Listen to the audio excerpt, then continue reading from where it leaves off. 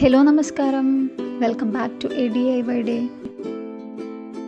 ഇന്നത്തെ വീഡിയോയിൽ നമ്മൾ എയർ ഡ്രൈ ക്ലേ ആണ് ഉണ്ടാക്കുന്നത്. അതിന് ആദ്യം നമുക്കൊരു വലിയ ബൗൾ വേണം മിക്സ് ചെയ്യാൻ.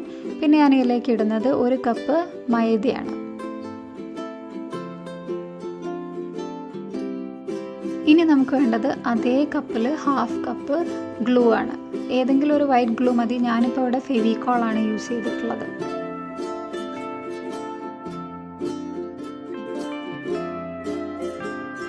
പിന്നെ 1 ടേബിൾ സ്പൂൺ ഒലീവ് ഓയിൽ വേണമെന്നില്ല, ഏതെങ്കിലും ഓയിലായാലും മതി. അതിലേക്ക് 1 ടേബിൾ സ്പൂൺ മോയ്സ്ചറൈസറും കൂടെ ചേർക്കുക. ഞാനിവിടെ ബേബി ലോഷനാണ് യൂസ് ചെയ്തത്. ഏതെങ്കിലും ഒരു ക്രീം ചേർത്താൽ മതി. ഇനി അവസാനമായിട്ട് 1 ടേബിൾ സ്പൂൺ വിനീഗറും കൂടെ ചേർത്ത് കൊടുക്കാം.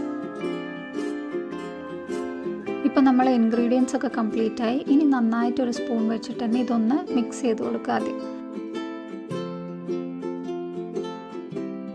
നല്ലപോലെ മിക്സ് ആയതിനു ശേഷം നമുക്കിനി ഇത് കൈകൊണ്ട് നന്നായിട്ട് കുഴച്ചെടുക്കാം. നമ്മളിതിൽ വിനിഗറൊക്കെ ആഡ് ചെയ്തതിനെ കൊണ്ട് ക്ലേ ഒരിക്കലും കേടാവാതെ അങ്ങനെ തന്നെ നിലനിൽക്കും. എത്രത്തോളം ടൈം എടുത്ത് നമ്മൾ കുഴച്ചെടുക്കുന്നു അത്രത്തോളം തന്നെ നമ്മുടെ ക്ലേ സോഫ്റ്റായി കിട്ടും. ക്ലേ സ്റ്റിക്കി ആയി തോന്നുന്നുണ്ടെങ്കിൽ നമ്മൾ കയ്യിൽ അല്പം മോയ്സ്ചറൈസറും കൂടെ തടവി കൊടുത്താൽ മതി. ഇപ്പോൾ കണ്ടോ, ക്ലേ നല്ല സോഫ്റ്റായിട്ട് വന്നിട്ടുണ്ട്. നമ്മൾ മുറിച്ചെടുക്കുമ്പോൾ അത് ഇതുപോലെ സോഫ്റ്റായിട്ട് നിൽക്കണം.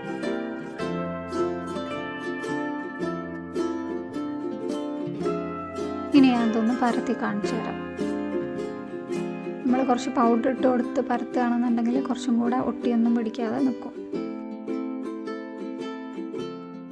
നമുക്ക് ഈ ക്ലേ എത്ര തിന്നായിട്ട് വേണമെങ്കിലും പരത്തിയെടുക്കാം. ഒരു ക്രാക്ക് ഒന്നും വരത്തില്ല ഡ്രൈ ആയി കഴിഞ്ഞാലും.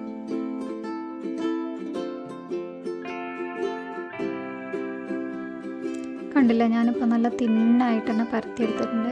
ഇനി ഞാൻ ഇതിനെ കൊണ്ടൊരു പെറ്റൽ ഉണ്ടാക്കി കാണിച്ചു തരാം. നമ്മൾ കട്ട് ചെയ്തെടുക്കുമ്പോഴൊക്കെ നല്ല ഷേപ്പിൽ തന്നെ കിട്ടും.